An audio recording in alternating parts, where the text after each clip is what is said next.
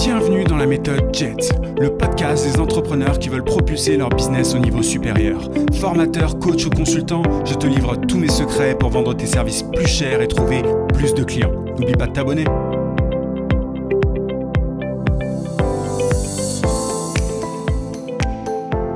Salut, c'est Yann, j'espère que tu vas bien. Je peux enfin commencer ce podcast. J'avais un gros camion en bas de chez moi, juste en dessous de ma fenêtre. Et c'était un petit peu relou pour faire le podcast. T'as beau te cacher dans tous les coins chez toi, bah, t'as toujours un truc qui fait du bruit à Paris. Je sais pas combien de temps je vais rester. Je pense que je vais pas tarder à aller voir ailleurs. Ça serait peut-être pas mal. Alors, rien à voir, mais aujourd'hui, je voudrais te parler des clients touristes. Enfin, des touristes, parce que finalement, ces touristes ne deviennent pas clients. Il y en a beaucoup, tu es peut-être déjà tombé sur des touristes si tu prospectes ou si tu cherches des clients sur les réseaux sociaux. Je te parle des gens, tu sais, qui ont l'air intéressés de prime abord, qui ont l'air de vouloir en savoir plus. Parfois, ils vont te demander comment tu t'y prends, en combien de temps tu t'y prends, quelle est ta méthode. Bref, ils vont te demander des détails. Parfois, ils vont même aller jusqu'au coup de téléphone avec toi et même parfois jusqu'au rendez-vous physique. Donc, tu te dis que c'est gagné, que c'est joué, tu vois, que t'as quasiment plus rien à faire, t'as juste à sortir le contrat pour que la personne en face signe et au moment où tu sors le contrat, où tu sors le devis ou peu importe, la personne est partie très très très très loin, elle s'est évaporée dans la nature et tu te dis comment ça se fait, qu'est-ce que j'ai fait de mal, est-ce que c'est de ma faute? Bref, tu te poses peut-être tout un tas de questions par rapport à ça et crois-moi, il y a des gens qui sont comme ça. Tu vois, il y a des moments où tu n'y peux absolument rien. Après, il y a des moyens d'éviter ces personnes-là. Et c'est de ça dont je voudrais te parler aujourd'hui. Pourquoi? Simplement parce que j'ai reçu un email de Valérie, donc qui est avocate, qui m'a envoyé un email, c'était hier, je crois. En fait, alors je te le lis et je vais y répondre. En fait, je profite de ce podcast pour répondre à cet email et parce que je me suis dit que ça pourrait t'intéresser. On connaît tous ça à un moment ou à un autre. Donc, alors, voici l'email. Je me permets de vous contacter. Elle me vous voit, tu peux me tutoyer, Valérie, si ça te dérange pas. Je me permets de vous contacter car je suis confronté à quelque chose que je n'avais pas du tout imaginé. Suite à plusieurs de vos formations, j'ai mis en application beaucoup de vos techniques qui ont très bien marché. Je reçois des demandes quasi tous les 2 jours, vrais besoins, vraies demandes dans mon champ, dans son champ d'expertise en gros. Mais ils ne donnent pas suite ou alors disent hors budget, trop cher, alors que je prends le temps de l'échange téléphonique, plus email, plus réactivité. Donc voilà, elle prend le temps avec ses différents prospects, elle échange avec eux par email, elle échange avec eux par téléphone, elle est réactive. Aussi, je m'interroge sur cette clientèle exclusivement sur Facebook et songe à m'orienter vers des produits numériques plus accessibles, etc. Bref, et elle me demande ce que j'en pense en gros. Elle voulait simplement que je réponde à cette question-là et que je l'aide sur ce sujet. Je vais te dire un truc, sur Facebook, c'est normal que tu tombes sur énormément de touristes. Il y a beaucoup de touristes. Les groupes Facebook sont une superbe façon, c'est vraiment une mine d'or, comme je le disais récemment dans d'autres podcasts, c'est une mine d'or pour attirer des prospects, mais il faut pas, c'est pas avec un groupe de 50 personnes ou de 100 personnes que tu vas avoir vraiment des pépites. Il faut un certain volume. En fait, le désavantage de Facebook, c'est qu'il faut faire beaucoup de volume pour toucher les bonnes personnes. Facebook, je le répète très souvent, mais il y a quand même plus de 2 milliards de personnes. Tu vois, c'est pas rien, c'est énorme, 2 milliards de personnes. Et j'ai vu d'ailleurs, je lisais un article hier qui disait que Zuckerberg voulait même être régulé par l'État presque parce que pour respecter tout ce qui est tu sais, contenu un petit peu qui incite à la violence, à la haine, etc. Il voulait être aidé à ce sujet. Et en réalité, c'est pas du tout un acte désintéressé, c'est simplement parce que comme ça, il va pouvoir écraser l'éventuelle concurrence qui pourrait arriver. Parce que s'il est simplement aidé par l'État, il devient une espèce de partenaire, tu vois, ultra privilégié, et c'est une place qui est quasi impossible à prendre. Donc Facebook, c'est là pour durer. Il y avait d'autres articles cette semaine que j'ai lus qui disaient que voilà, Facebook, c'est pas forcément le top, mais c'est beaucoup trop gros pour être écrasé. Donc il faut faire avec, il faut composer avec. Facebook est là pour des années et des années. Maintenant, voilà, il y a beaucoup de monde dessus, il y a plus de 2 milliards, encore une fois, de personnes, mais il y a de tout et n'importe quoi. Et pour ça, il faut donc faire du volume. Et c'est très différent de LinkedIn. Sur LinkedIn, tu peux prospecter, moins, j'allais dire. C'est différent. La prospection sur LinkedIn est assez différente parce que tu dois y aller de manière, tu vois, en personne. En fait, tu dois écrire aux gens en personne. Sur Facebook, tu peux automatiser avec, enfin, automatiser dans le sens où tu fais de la pub, tu vois, et la publicité, une fois que tu l'as installé, bah, c'est facile derrière de laisser tourner. Tu laisses tourner et tu peux choper des prospects comme ça. Mais la grosse différence, c'est que tu peux écrire sur LinkedIn. En personne, tu vas écrire des messages aux gens pour, voilà, pour voir s'ils sont intéressés. Alors, il y a toute une façon de faire. J'en ai déjà parlé pas mal de fois par le passé. Mais la raison pour laquelle tu peux prendre ce temps-là, c'est que les gens sur LinkedIn sont de très très bonne qualité, si je peux m'exprimer ainsi. Tu vois, si je peux utiliser ce genre de terme-là, ce sont des prospects bien plus qualifiés, bien plus, comment dire, bien plus premium souvent, parce que tu as beaucoup de dirigeants de PME, tu as beaucoup de dirigeants de TI, de grands groupes, enfin, tu as beaucoup de dirigeants, de décideurs finalement. Donc, quand tu vas sur LinkedIn, au-delà de ça, alors, donc tu as une cible, une audience qui est plutôt intéressante. Sur Facebook, encore une fois, il y a tout le monde, donc tu vois la différence, mais sur LinkedIn, il y a tout le monde, et au-delà de ça, les gens sont dans un contexte business. Ils sont dans un contexte business, ils sont, enfin, comment dire, ils sont pas forcément là pour acheter, pour payer des services, ou tu vois, ils sont pas forcément là dans le but de faire voilà, de payer quoi que ce soit, de mettre la main au porte-monnaie, mais ils sont quand même beaucoup plus réceptifs. Sur Facebook, c'est très différent. Pour moi, sur Facebook, il y a deux façons de trouver des clients. Tu as une façon qui est gratuite et une façon qui est... Alors, il y en a d'autres, éventuellement, tu vois, il y a des petites techniques et tout, mais les deux grandes façons de trouver des clients sur Facebook, c'est via les groupes Facebook, j'en ai déjà parlé, et via la publicité. Via les groupes, ce qu'il faut faire, c'est être patient au début. Je sais que c'est pas forcément évident pour beaucoup. Il faut être patient et tu vois, moi aujourd'hui, je refuse, je sais pas combien de pourcents de personnes aujourd'hui qui veulent rejoindre mon groupe. Aujourd'hui, en réalité, j'ai tellement plus le temps d'accepter des gens que parfois dans mon groupe, il y a des gens qui m'écrivent en privé, qui me disent ça fait X mois que j'ai demandé à rejoindre le groupe, j'ai toujours pas été accepté et tout. Enfin, si c'est ton cas d'ailleurs, pas de panique. Voilà, je regarderai en temps et en heure, mais j'essaye vraiment, en fait, pour tout ça pour te dire à toi, j'essaye vraiment d'être sélectif. Tu dois avoir une sélectivité quasi extrême sur Facebook pour réussir à avoir de bons prospects, des gens qui ne sont pas des touristes. Si tu acceptes tout le monde, tu verras, c'est n'importe quoi. Moi, quand je regarde les chiffres tu vois, de mes pubs Facebook, enfin quand je regarde par exemple qui a cliqué sur mes pubs Facebook, quand je regarde les leads que je récolte, les prospects, tu vois, les emails que je récolte, quand je regarde un petit peu en profondeur qui se cache en fait derrière ces prospects, derrière ces personnes qui cliquent, je me rends compte qu'il y a beaucoup, alors faut pas le prendre mal, beaucoup de prospects déchets entre guillemets, beaucoup de prospects qui ne sont pas intéressants en fait pour moi, beaucoup de gens qui sont là juste pour voir, qui sont des curieux et qui ne passeront pas à l'action, qui ne sont pas prêts à payer très cher.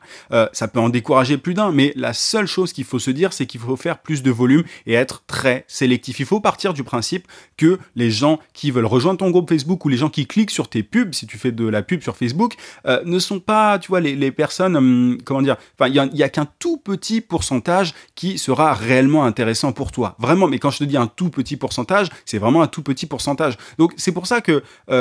voilà, créer un groupe Facebook et ça peut être intéressant pour trouver des clients parce que c'est gratuit, mais le désavantage, c'est que ça peut prendre du temps. Sur la publicité, bah, concrètement, c'est payant, ça va de soi, donc c'est le désavantage, mais l'avantage c'est que tu peux faire tourner tes pubs, sans y toucher pendant, tu vois, moi j'ai de la pub actuellement qui tourne, je n'y touche pas, donc c'est un gros avantage, donc il faut choisir en fait ce que tu veux, ce qu'il est simplement le plus adapté à ton cas. Est-ce que tu as du temps pour être extrêmement sélectif ou sélective, si je te parle à toi Valérie, ou alors est-ce que tu as plus de budget, enfin tu as du budget à mettre sur de la publicité. Et quand je te parle de budget en publicité Facebook, je te parle pas forcément de mettre une fortune. Il faut quand même avoir un peu d'argent de côté pour faire de la pub Facebook. Je vais pas te mentir là-dessus. Il y a plein de gens qui te disent oui, il faut 5 € et ça marche. Enfin, c'est un peu des conneries.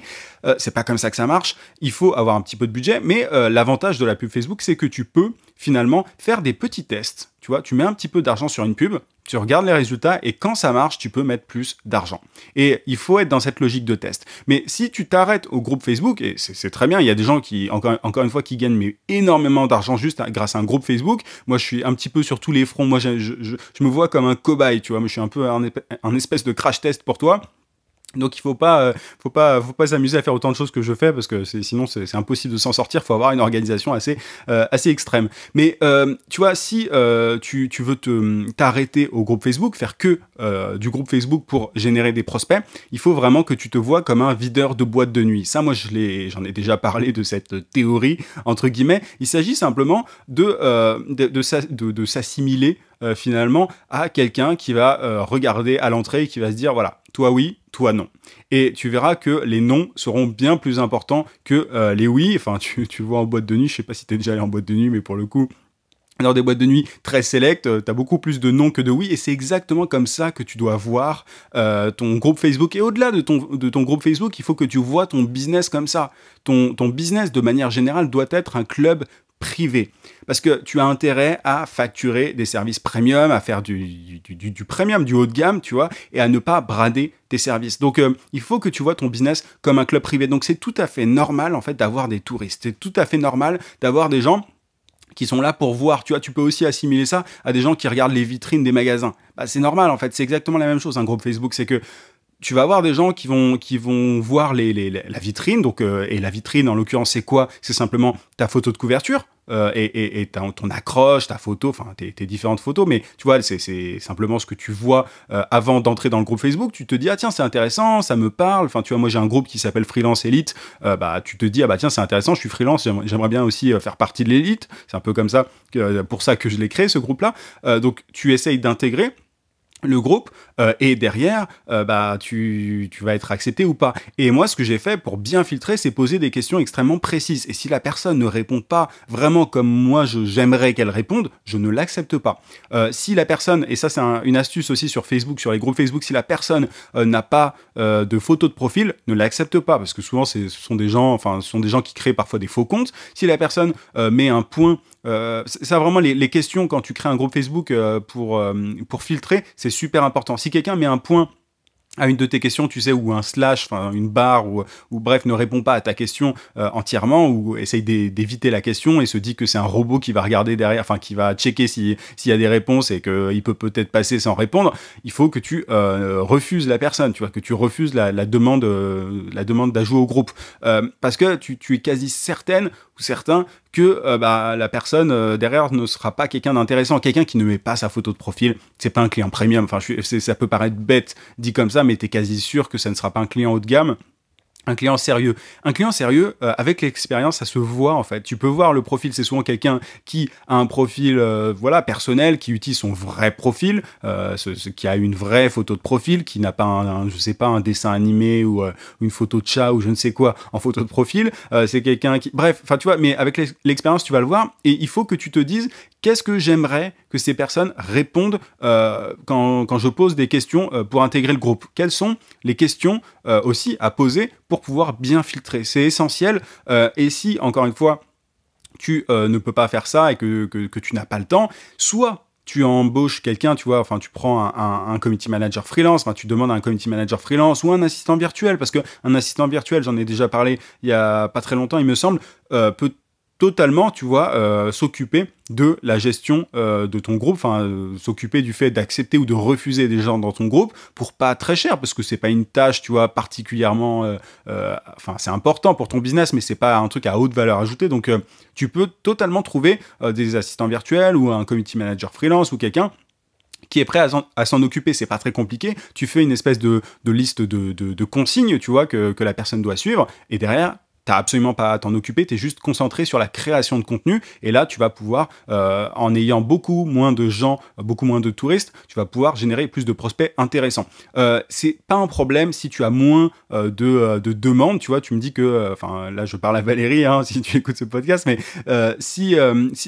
Valérie me disait, je reçois des demandes quasi tous les 2 jours. C'est beaucoup, et c'est très bien, mais est-ce qu'il vaut mieux pas avoir une demande super intéressante par semaine plutôt que des touristes tous les 2 jours, tu vois? Donc c'est vraiment comme ça qu'il faut doser.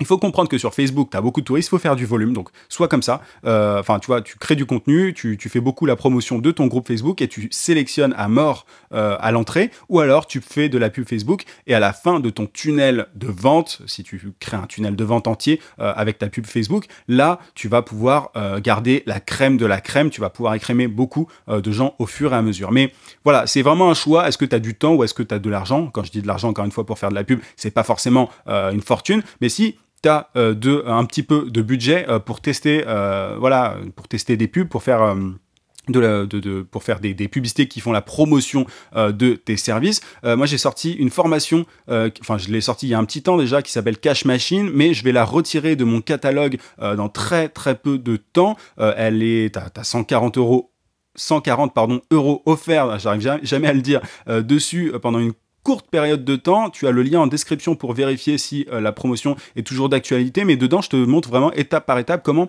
créer une publicité rentable, comment créer enfin des publicités rentables, parce qu'il y a beaucoup de gens qui font un petit peu n'importe quoi par rapport à ça, et c'est normal parce que c'est pas évident du tout de créer des pubs Facebook rentables. Donc si tu as envie d'automatiser des choses sur Internet, enfin, tu vois, sur Facebook, que t'as pas forcément le temps de mettre la main à la pâte et tout, et que tu as envie de faire de la pub, que tu as un petit peu de budget pour ça, cette formation, elle est à un tarif ridicule par rapport à ce que tu peux trouver ailleurs. Moi, j'ai dépensé une fortune en pub Facebook avant d'avoir des résultats. Donc là, je te donne des choses que tu n'apprendrais qu'avec des formations qui coûtent une fortune auprès de gourous du marketing américain ou en faisant beaucoup de tests. Voilà, donc tu as le lien en description, on vérifie que la promotion est toujours d'actualité. Je te dis tout simplement à très vite. En tout cas, j'espère avoir répondu à ta question, Valérie, et j'espère que toi, qui écoute ce podcast, tu as pu en tirer quelque chose d'intéressant, mais c'est vraiment quelque chose d'extrêmement courant. Les touristes, il ne faut pas se laisser décourager. Je te dis à très vite.